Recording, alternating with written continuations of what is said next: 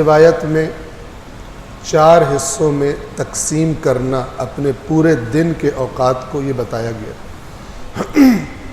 یعنی آپ کے 24 گھنٹوں میں ان 4 کاموں کے لیے آپ کے پاس تقسیم موجود ہونی چاہیے۔ اور وہ کام کون کون سے ہیں؟ توجہ فرمائیں۔ امام فرماتے ہیں اجتہدوا فی ان یکون زمانکم 4 ساعات۔ اجتہدوا، یہ آپ لفظ اجتہاد کو جانتے ہیں۔ اجتہاد کا جو اصل میننگ، ایک اجتہاد کا اصطلاحی معنی ہے فقہ میں اجتہاد کرنا، کسی علم میں مجتہد بن جانا، لیکن اس کا جو ڈکشنری میننگ ہے، لغوی معنی ہے اس کا، وہ ہے بہت سخت کوشش کرنا۔ تو امام یہ لفظ استعمال فرما رہے ہیں اس حدیث میں، اس روایت کے مطابق اجتہدوا، سخت کوشش کرو، بھرپور کوشش کرو۔ کس بات کی؟ کہ تمہارا وقت 4 حصوں میں تقسیم۔ کون کون سے 4 حصے؟ فرمایا ساعتن لمناجات اللہ۔ ایک تمہارے دن میں ایسا وقت ہونا چاہیے جس میں تم اللہ کے ساتھ راز و نیاز کرو۔ دیکھیے، ایک عبادات ہیں جو واجب ہیں، اس کے علاوہ امام فرما رہے مناجات، جیسے انسان اپنے کسی قریبی ترین کے ساتھ اپنے مسائل شیئر کرتا ہے، اس سے مشورہ طلب کرتا ہے، اس سے ہیلپ طلب کرتا ہے، تو مناجات آہستہ آواز میں کی گئی دعا کو کہتے ہیں۔ ایک حصہ تمہارے وقت کا لمناجات اللہ، اللہ کے ساتھ مناجات کا ہونا چاہیے۔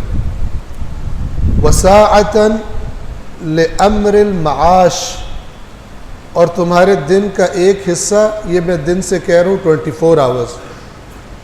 بعض لوگوں کی زندگی ایسی ہوتی ہے کہ ان کی جابز ہی رات کو ہوتی ہیں، تو دن سے مراد 24 گھنٹے ہے، روشنی حتماً مراد نہیں ہے۔ وساعتن لامر المعاش، اور ایک حصہ تمہارے دن کا روزی کمانے کے لیے ہونا چاہیے، رزق حلال کمانے کے لیے ہونا چاہیے۔ تیسرا وساعتن لمعاشرت الاخوان، اور دن کا ایک حصہ اپنے بھائیوں کے ساتھ معاشرت، میل جول۔ لیکن کون سے بھائی؟ توجہ کریں۔ والثقات، اور وہ افراد کے جو قابل اعتماد ہیں۔ ثقہ، آپ کو پتہ ہے روایت کی، جانتے ہیں آپ، روایت کی سند میں مثلا کہا جاتا ہے کہ فلان راوی ثقہ ہے۔ ثقہ ہے یعنی اس پر وثوق ہے، اس پر اعتماد ہے، یہ قابل اعتماد آدمی۔ دن کا ایک حصہ اپنے بھائیوں اور ان قابل اعتماد لوگوں کے ساتھ معاشرت کے لیے مخصوص کرو، الذین یعرفونکم عیوبکم، تمہارے وہ قابل اعتماد، ہر ایرا غیرہ نہیں، نہ قابل اعتماد نہیں، وہ قابل اعتماد لوگ کہ جو تمہیں تمہارے عیب بتائیں، لوگوں میں نہیں، صرف تمہیں۔ عام طور پر یہ صفت بہت کم پائی جاتی ہے کہ ایک شخص کسی میں عیب دیکھتا ہے، جرأت نہیں کرتا، اور یہ جرأت ایمان دیتا ہے انسان کو، کہ وہ جرأت کرے کہ جس کا عیب ہے تنہائی میں اس کو بتائے کہ میرے بھائی آپ میں اگر یہ کام نہ ہو تو کتنی اچھی بات ہے، یہ نقص ہے، یہ اللہ کی ناراضگی کا سبب ہے، یہ اخلاق، آپ کی یہ صفت لوگوں کی نظروں میں آپ کو کم کر دے گی، اس کو بتائے۔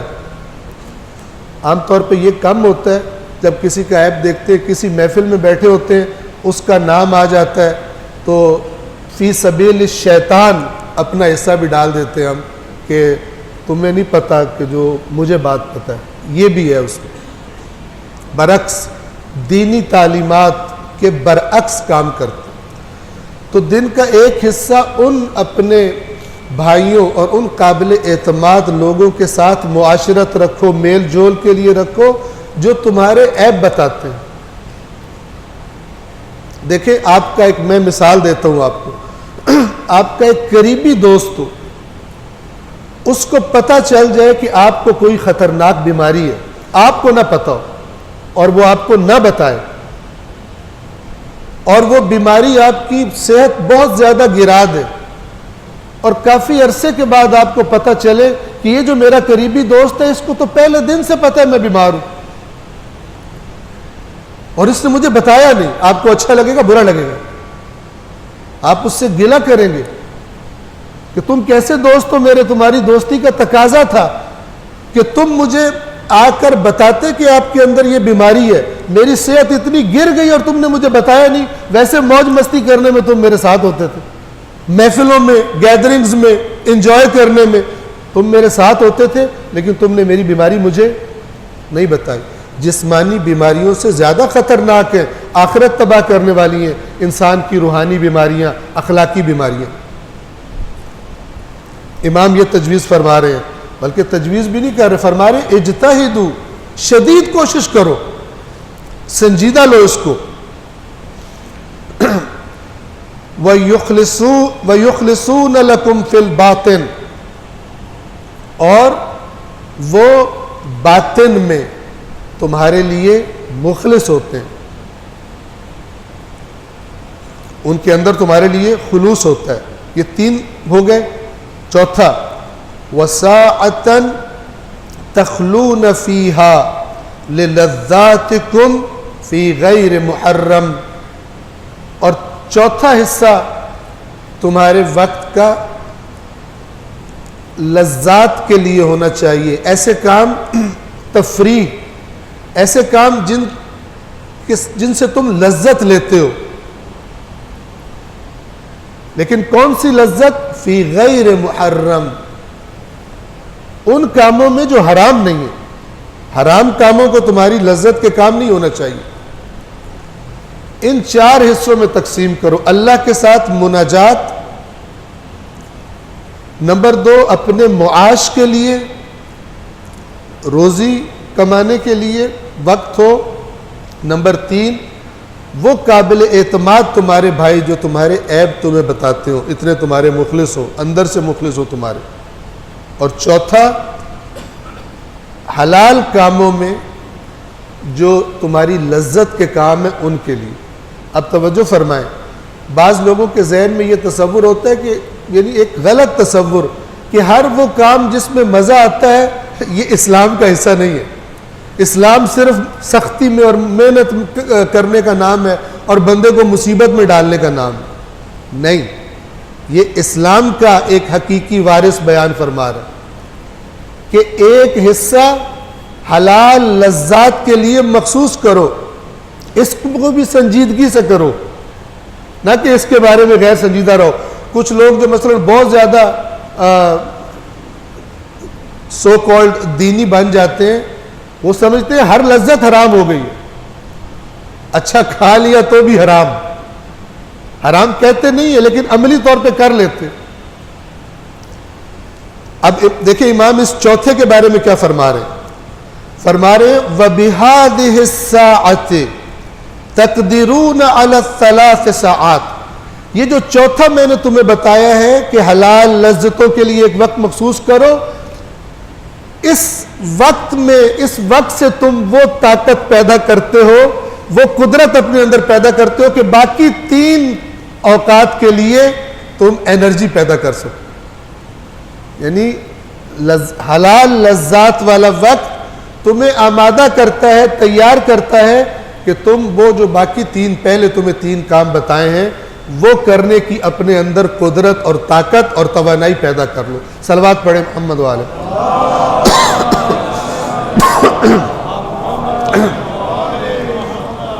یہاں پر آپ کی توجہ دلوانا چاہوں گا. دیکھیے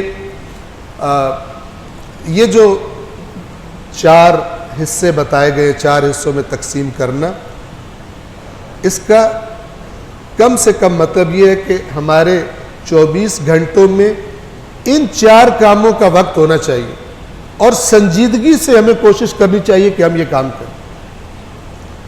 پھر اس کے بعد ہم پہ لازم ہے کہ اگر ہم خود اس پر سنجیدہ ہیں تو پھر آہستہ آہستہ اپنے گھر والوں کو بھی شروع سے اپنے بچوں کو اس روٹین کا عادی کریں کہ مثلا اپنے بچے سے پوچھیں، پہلے اچھے طریقے سے تربیت کریں، اور اپنے سب سے بہترین تربیت آپ کا اپنا عمل ہے بچے کے سامنے. اس سے پوچھیں، اس کو عادت ڈالیں کہ اکیلا بیٹھ کر اپنی زبان میں اللہ سے راز و نیاز کرے، اللہ کے سامنے اپنی خواہشات کا اظہار کرے، جن چیزوں سے بچنا چاہتا ہے بتائے کہ کیا کرنا ہوتا ہے، پوچھے اس سے. پھر اس کا جو اس وقت امر معاش ہے وہ اس کی تعلیم ہے. ابھی بڑا نہیں ہوا، مثلا کوئی جاب کوئی کاروبار نہیں کرتا، اس کی تعلیم ہے، اس سے کہیں یہ اس کے لیے مخصوص ہے.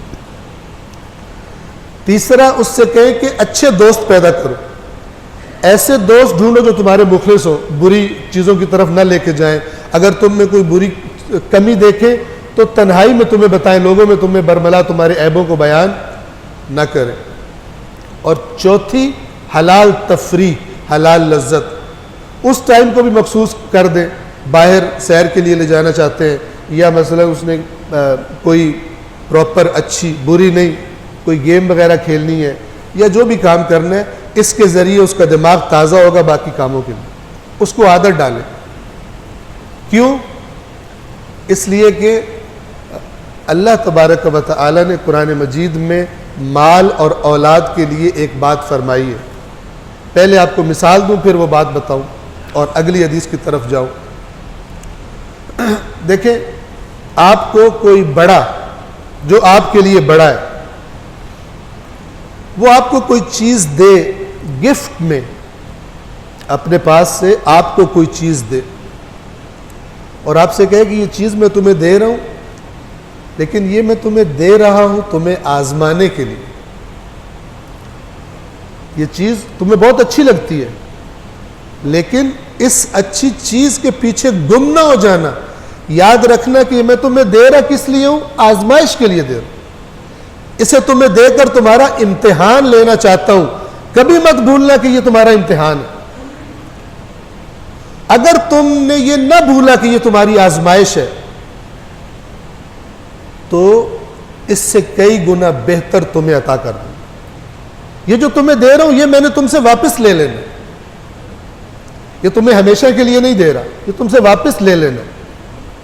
آزمائش تمہاری جب پوری ہو جائے گی واپس لے لوں گا. پاس ہوتے ہو یا فیل تمہاری مرضی ہے. اگر پاس ہوئے تو اس سے کئی گنا تمہیں دوں گا اور ہمیشہ کے لیے دوں گا. عقل مند کیا کرے گا؟ عقل مند ہمیشہ یاد رکھے گا کہ یہ میرا امتحان ہے، اس کو میں اسی طرح یوز کروں جس طرح امتحان دینے والا چاہتا ہے. تو یہی بات اللہ نے قرآن میں فرمائی ہے. کیا؟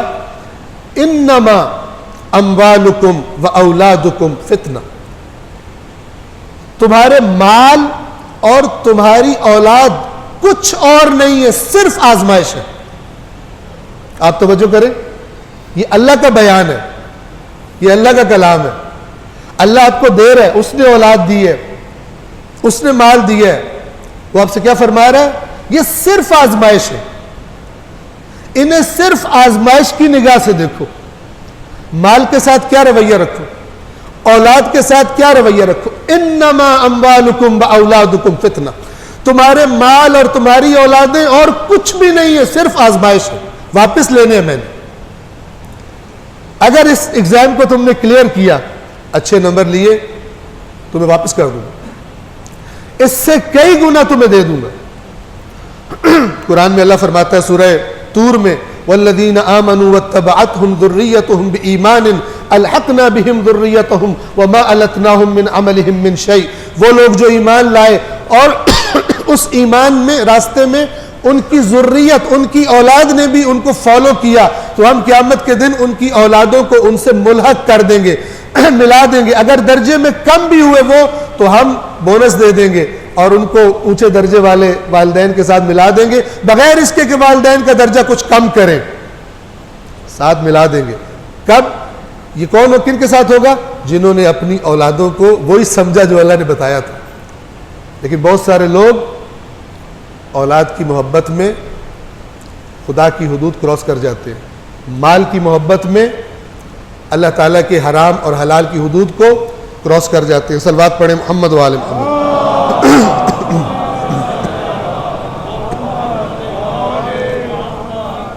ایک اور حدیث آپ کو سنا دوں امام کی، جو اسی سے ریلیٹڈ ہے، جو میں نے باتیں ابھی کی۔ ایک وقت کون سا ہونا چاہیے؟ اپنے معاش کے لیے کوشش کرنا۔ تو امام فرماتے ہیں، توجہ کیجئے، من طلب هذا الرزق من حلہ، جس شخص نے طلب کیا اس رزق کو اس کے حلال راستوں سے، جو رزق کو طلب کرتا ہے نکلتا ہے باہر تاکہ رزق کمائے، تلاش کرے، لیکن کس راستے سے؟ حلال راستوں سے۔ اس پر توجہ رہے۔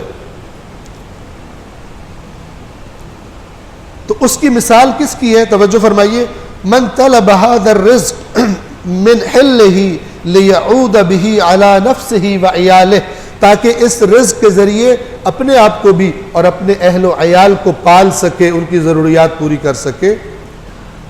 اپنے لیے کر رہا ہے، اپنے بچوں کے لیے کر رہا ہے، لیکن حلال کا پابند ہے۔ اس شخص کی مثال کیا دے رہے ہیں؟ کن الفاظ میں امام دے رہے ہیں؟ فرما رہے ہیں کانا کالمجاہد فی سبیل اللہ۔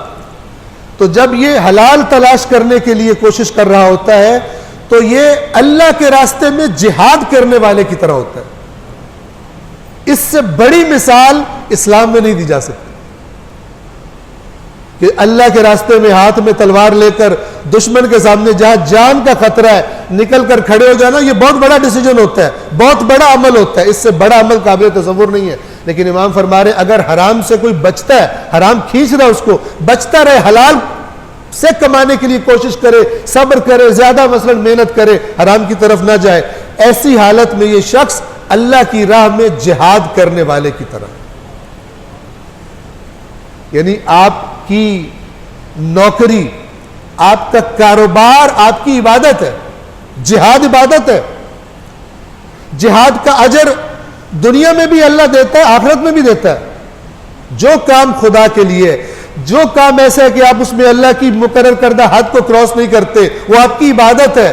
دنیا میں تو جو ملنا ہے ملے گا اس کا صلہ، لیکن آخرت میں آپ دیکھیں گے وہ جو کام میں نے مثلا دنیا کے لیے کیا تھا، البتہ مومن کوئی کام دنیا کے لیے نہیں کرتا، وہ اپنی ساری زندگی کو ان رہنمائیوں کے سائے میں لے کے آتا ہے۔ جیسے امام نے فرمایا 4 وقت تمہارے پورے دن میں ضرور ہونے چاہیے۔ پروردگار عالم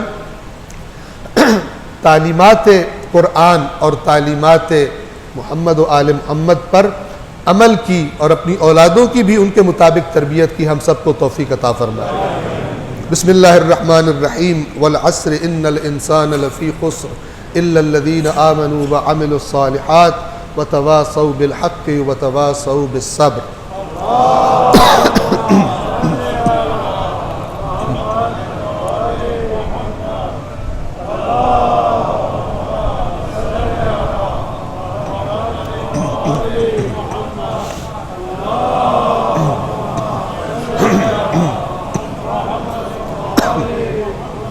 اعوذ باللہ من الشیطان الرجیم بسم اللہ الرحمن الرحیم الحمد للہ رب العالمین بارئ الخلائق اجمعین والصلاة والسلام علی نبیہ وصفیہ وحافظ سرہ ومبلغ رسالاتہ سیدنا ونبینا ابی القاسم محمد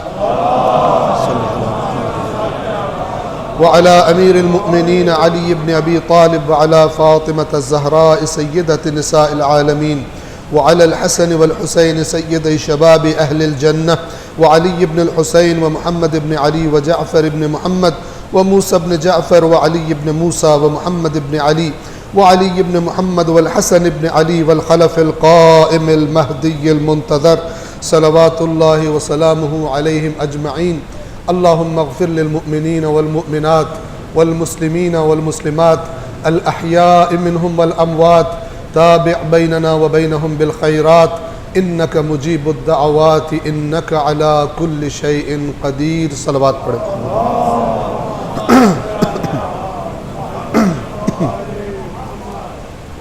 دوسرے خطبے کے آغاز میں تکرار کرتا ہوں ایک مرتبہ پھر، سب سے پہلے خود اپنے آپ کو اور پھر آپ تمام مومنین کو تقوی الہی کا لحاظ رکھنے کی تاکید اور نصیحت کرتا ہوں. چند مناسبات ہیں جن کی طرف اشارہ کرنا چاہوں گا. ماہ رجب جو گزرا اس میں ایک مناسبت 24 رجب 7 ہجری فتح خیبر ہے. شیعہ سنی روایات کے مطابق فتح حاصل نہیں ہو رہی تھی، کوشش کے باوجود. تو ایک شب اللہ کے رسول نے فرمایا، الفاظ پہ غور کیجئے، اللہ کے رسول نے فرمایا کل صبح جھنڈا اس کے ہاتھ میں دوں گا کہ جو اللہ اور اس کے رسول سے محبت کرتا ہے اور اللہ اور اس کا رسول بھی اس سے محبت کرتے ہیں. یہ بہت بڑی بات ہے، یہ بہت بڑا اعلان تھا. لہٰذا اصحاب رسول منتظر رہے رات بھر کہ یہ خوش نصیب کون ہے. ہر کوئی یہ آرزو کر رہا تھا کہ یہ پرچم مجھے دیا جائے. فتح کی خوشخبری بھی اللہ کے نبی کی سچی زبان سے سنا دی گئی تھی. جب صبح ہوئی تو اللہ کے رسول نے فرمایا کہ علی ابن ابی طالب کو بلاؤ.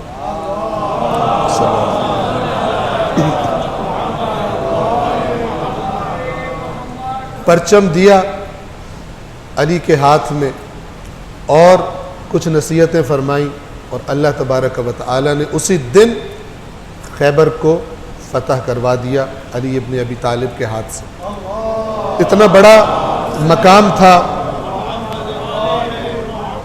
یہ جو لفظ ہے اللہ اور اس کا رسول بھی اس سے محبت کرتے ہیں، اس سے پتہ چل گیا کہ اگر اللہ کے رسول نے یہ فرمایا ہے کہ اللہ اور اس کا رسول بھی اس سے محبت کرتے ہیں، اس کا مطلب یہ ہے کہ جو علی سے بغض رکھے وہ اس سے بغض رکھتا ہے جس سے اللہ اور رسول محبت کرتے ہیں. اور یہی سبب تھا کہ پھر اللہ کے نبی نے یہ بھی فرما دیا کہ علی آپ معیار بن گئے اس کے بعد سے مومن کا اور منافق کو پہچاننے کا. جو آپ سے محبت کرے گا اس کی محبت دلیل ہوگی، آپ سے محبت دلیل ہوگی کہ وہ مومن ہے، اس کے دل میں ایمان ہے. اور اگر آپ سے محبت نہیں کرتا، بغض رکھتا ہے، تو پھر یہ تا قیامت دلیل ہے کہ وہ بظاہر جو مرضی بنا رہے اصل میں منافق ہے اس کے دل کے. اور یہ وہ چھوٹا والا منافق نہیں ہے، یہ وہ منافق ہے جس کے دل میں ایمان نہیں ہے. چونکہ دوسری سائڈ پہ کیا فرمایا؟ ایمان ہوگا تو تجھ سے محبت کرے گا، اور اگر دل میں ایمان نہیں ہے تو علی سے محبت بھی نہیں کرے گا. صلوات پڑھیں محمد وعلی محمد.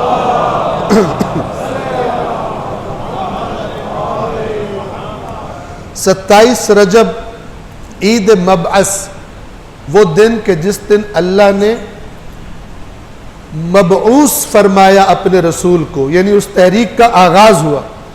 وہ عظیم انقلاب کہ تاریخ بشریت میں اس سے بڑا انقلاب کوئی نہیں.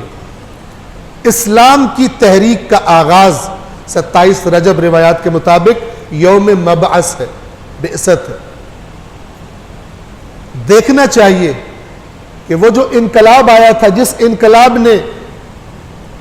انقلاب کی رہنما کتاب نے، جو اللہ کا کلام تھا، جو اس تحریک کو لیڈ کر رہا تھا، اصل میں اپنے رسول کو ہدایات دے رہا تھا، اس نے کیا وعدے کیے تھے؟ اس نے مسلمانوں سے صرف آخرت کے وعدے نہیں کیے تھے. فرمایا تھا ان احکامات کی اطاعت کرو میری اور میرے رسول کی، تو اسی دنیا میں تمہیں اقتدار بھی، عزت بھی، اور اس دنیا کے مال کی فراوانی بھی عطا کر دوں. اور کی اللہ نے اپنا وعدہ پورا کیا. آخرت تو آخرت ہے، خود دنیا میں. آج اگر ہم دنیا میں مجموعی طور پر امت مسلمہ کی حالت دیکھیں تو وہ گواہی دیتی ہوئی نظر آتی ہے کہ وہ جو حقیقی دین تھا، جو پیغام انقلاب تھا، جو حقیقی اسلام تھا، اور یہ وہی اسلام ہے جس کو کربلا میں دوبارہ زندہ کرنا چاہتے تھے امت کے سامنے امام حسین علیہ الصلوۃ والسلام. یہ وہی اسلام تھا. اس اسلام سے آج امت دور ہو گئی ہوئی ہے. لہذا دنیاوی اقتدار، دنیاوی عزت، مال کی فراوانی، ان میں اقوام عالم کے مقابلے میں پیچھے رہ گئے. عید مبعث سے یہ پیغام حتماً ہمیں لینا چاہیے اور اپنا جائزہ لینا چاہیے. 28 رجب 60 ہجری امام حسین علیہ الصلوۃ والسلام کی مدینہ سے روانگی. ایک جملہ، مدینہ میں امام حسین کے عقیدت مند اور محبت کرنے والے بہت تھے، لیکن ساتھ جانے والے بہت کم تھے. اس کو سمجھے. مکہ میں بھی جو آ رہے تھے مسلمان، نواز رسول مکہ میں آئے ہوئے ہیں، ہاتھ چومو، دعائیں منگواؤ، تبرک کرو، لیکن جب مکہ چھوڑا ساتھ جانے والے بہت کم تھے. ہم کون لوگ ہیں؟ حسین کے دکھائے ہوئے راستے پر چلنے والے، یا صرف دعائیں اور منتیں اور مرادیں اور اپنے دنیاوی ضروریات پوری کرنے والے؟ ہم کون لوگ ہیں؟ ہماری زندگی کس چیز کی گواہی دے رہی ہے؟ ہماری زندگی کے اہداف کس چیز کی عکاسی کر رہے ہیں؟ اور ایک اور بات، شعبان کا مہینہ انشاءاللہ کل سے پہلی تاریخ ہو جائے گی. شعبان کے مہینے کے بالکل آغاز میں ہی انتہائی عظیم شخصیات کے ولادت کے ایام، جن میں ایک حضرت ابو الفضل العباس علیہ الصلوۃ والسلام، ایک خود امام حسین علیہ الصلوۃ والسلام ہے، اور بعض روایات کے مطابق 5 شعبان کو امام زین العابدین علیہ الصلوۃ والسلام کی، اور اس کے بعد مثلا 15 شعبان. سب خوشی کے ایام ہیں، اور کما حق کو خوشی کرنی چاہیے، لیکن خوشی کے وہ طریقے جو اللہ رسول اور اہل بیت نے بتائے. ہم کئی دفعہ درسوں میں بیان کر چکے، رسول اللہ کے آنے سے پہلے حج کرتے تھے، حج کیا کرتے تھے، لیکن کعبے کے عریاں طواف کرتے تھے، تالیاں اور سیٹیاں بجا کر کعبے کے ارد گرد اپنے عبادت کے مراسم کرتے تھے. تو جب اللہ نے حج کا طریقہ اپنے رسول کے ذریعے بتایا تو سورۃ البقرہ کی یہ آیات ہیں، وہاں اللہ فرماتا ہے کہ فَإِذَا أَفَضْتُم مِّنْ عَرَفَاتٍ، جب عرفات سے آ جاؤ، فَاذْكُرُوا اللَّهَ عِندَ الْمَشْعَرِ الْحَرَامِ، تو پھر مشعر الحرام میں، یعنی جسے مزدلفہ کہتے ہیں، وہاں پر اللہ کا ذکر کرو، اللہ کو یاد کرو، لیکن اپنے طریقوں سے نہیں جو تم نے خود گھڑ لیے تھے. خوشی ہے نا جیسے مرضی کر لو، ذکر ہی ہے نا جیسے مرضی کر لو، نہیں. فرمایا وَاذْكُرُوهُ كَمَا هَدَاكُمْ، اس طرح اب اللہ کو یاد کرنے جس طرح اللہ نے تمہاری ہدایت کی ہے. وَإِن كُنتُم مِّن قَبْلِهِ لَمِنَ الضَّالِّينَ. اور یہ کیوں کہہ رہا ہوں کہ اپنے سے مت گھڑنا طریقے، اس طرح ذکر کرنا اللہ کا جس طرح اللہ نے تمہاری ہدایت کی ہے، اس لیے کہ اس سے پہلے، اللہ کی اس رہنمائی سے پہلے تم واضح گمراہی میں تھے. تم سمجھتے تھے بڑا ثواب ہو رہا ہے اس طرح حج کرنے سے، لیکن تمہیں کوئی ثواب نہیں ملتا تھا. تم نازیبا حرکات کرتے تھے، تم وہ حرکات کرتے تھے جو اللہ کے شایع نشان نہیں ہے، جو کعبہ کے شایع نشان نہیں ہے. تو اہل بیت اطہار کا ہر جشن ایسا ہونا چاہیے کہ جو آنے والے کو ایک روحانی اور معنویت کی فضا محسوس ہو، نہ کہ گھستے ساتھ اس کا ڈانس کا دل کرنا شروع ہو جائے. ایسا ماحول بنایا ہو. توجہ فرما رہے ہیں، شباہت لہو و لعب کی محفلوں سے، اللہ کی نافرمانی کی محفلوں کے ساتھ شباہت نہیں ہونی چاہیے. اور لاسٹ 1-2 جملوں میں ایک پنجابی کی ضرب المثل ہے جس کا اردو میں ترجمہ کر کے بتا رہا ہوں آپ کو، کہ جن کے گھر دانے ہوتے ہیں ان کے بے وقوف بھی سیانے ہوتے ہیں. ٹھیک ہے، دانے یعنی گندم، یعنی جن کے پاس مال وغیرہ ہو ان کے عیب نظر نہیں آتے، ان کا مال ان کے عیب چھپا لیتا ہے. وہ لوگ کہ جو اندھا دھن یورپ سے متاثر ہیں اور ہر عیب انہیں اپنے اندر نظر آتا ہے، اور اپنے بعض اوقات یہاں تک ہو جاتے ہیں کہ دین میں ہی کوئی خصوصیت نہیں ہے ورنہ ہم بھی آگے ہوتے ہیں. ان کے لیے عرض کر رہا ہوں، شاید آپ لوگوں نے دیکھا ہو اور سنا ہو کہ بعض مغربی نیوز رپورٹر کیا کہہ رہے تھے کہ یہ جو یوکرین سے بے گھر ہو رہے ہیں، جو یوکرین میں مسئلے کا شکار ہیں اور گھروں سے ان کو ریفیوجیز بن کے آنا پڑ رہا ہے، ان کو شام کے جیسے لوگوں جیسا نہ سمجھو، یہ مہذب لوگ ہیں، یعنی وہ غیر مہذب تھے، یہ قیمتی لوگ ہیں۔ اور قیمتی کیوں ہیں؟ کیونکہ ان کی آنکھیں نیلی ہیں، کیونکہ ان کے بال سنہری ہیں، کیونکہ ان کی جلد کا رنگ سفید ہے، اس لیے یہ بہت قیمتی لوگ ہیں۔